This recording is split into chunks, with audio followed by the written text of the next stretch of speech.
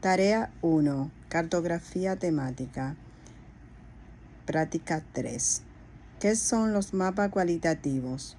Son mapas que representan cualidades sin expresar valores numéricos o jerarquía. Pregunta número 2. ¿Cuáles informaciones cualitativas se representan en un mapa de calles?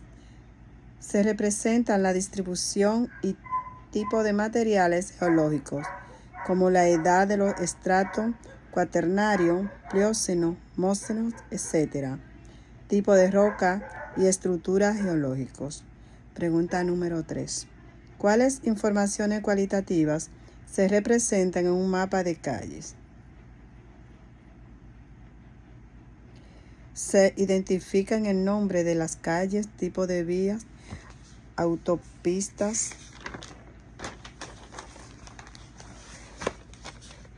carreteras principales, secundarias y caminos. Zona urbana, rurales, también referencias a puntos de interés, hospitales, parques y escuelas. Pregunta número 4. ¿Cuáles fuentes de información podemos utilizar para la elaboración de un mapa cualitativo? Se pueden usar imágenes satelitales, fotografías aéreas, mapas base con redes hidrográficas y límites administrativos, verificación de campo y experto en la materia. Pregunta número 5. ¿A qué nos referimos con el término de escala de medida? Es la forma en que se organizan y clasifican los datos según su nivel de precisión. Existen escalas nominales, ordinales y cuantitativas. Pregunta número 6. ¿A qué nos referimos con escala de medida nominal? Es una clasificación en la que los elementos se agrupan por sus diferencias cualitativas sin establecer jerarquía. Ejemplo: tipo de suelos: arenosos, arcillosos, limosos. Pregunta número 7. Diga 3 ejemplos de mapas que utilizan escala nominal. Mapa de cuencas hidrográficas, mapa de vegetación y mapa geológico. Pregunta número 8. ¿A qué nos referimos con mapas temáticos cualitativos? Son las que representan datos categóricos sin expresar cantidades ni jerarquía, como los mapas de cobertura vegetal, suelos y especies forestales.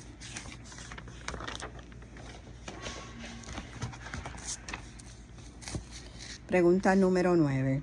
¿A qué nos referimos con escala de medida ordinal? Es una clasificación en la que los datos se organizan en un cierto orden o jerarquía, pero sin indicar diferencias numéricas precisas. Ejemplo: clasificación del suelo según su fertilidad, baja, media y alta. Pregunta número 10. Diga 3 ejemplos de mapas que utilizan escala ordinal. Mapa de núcleos de población según su importancia: capital, ciudad, pueblo. Mapa de riesgo sísmico: bajo, media y alto. Pregunta número 11. ¿A qué nos referimos con el término de símbolos? Es una representación gráfica convencional de un elemento o fenómenos en un mapa, facilitando su identificación. Pregunta número 12. ¿Para qué nos sirven los símbolos en la cartografía? Para representar de manera visual la información en los mapas, permitiendo diferenciar y comprender elementos sin necesidad de texto. Pregunta número 13. ¿Cómo se pueden representar los fenómenos de la naturaleza en un mapa? Mediante símbolos puntuales: pozos, edificios, lineales, ríos, carreteras y superficie, bosque, cuerpo de agua. Pregunta número 14. ¿Qué diferencia podemos establecer entre los símbolos pictóricos y los símbolos geométricos?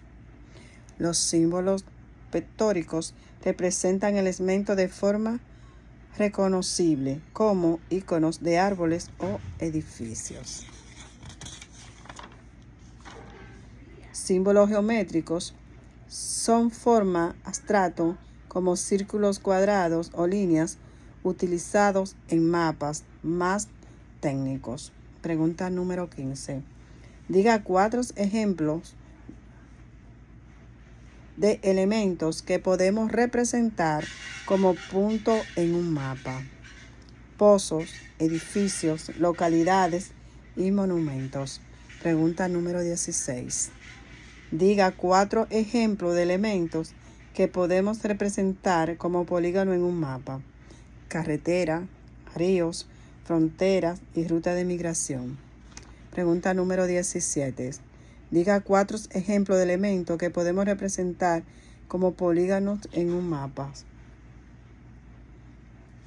Zona de cultivo, parques naturales, áreas urbanas y cuencas hidrográficas. Pregunta número 18. ¿Cuáles variables visuales se utilizan comúnmente para diferenciar elementos lineales en un mapa? Color, forma continua, discontinua y orientación. Pregunta número 19. ¿Cuáles variables visuales se utilizan comúnmente para diferenciar elementos de superficies en un mapa? Color, tonalidad, textura y patrones gráficos. Pregunta número 20. ¿A qué nos referimos con el término mapas edafólicos? Son mapas que representan las características y distribución de los suelos, incluyendo la composición y capacidad de uso.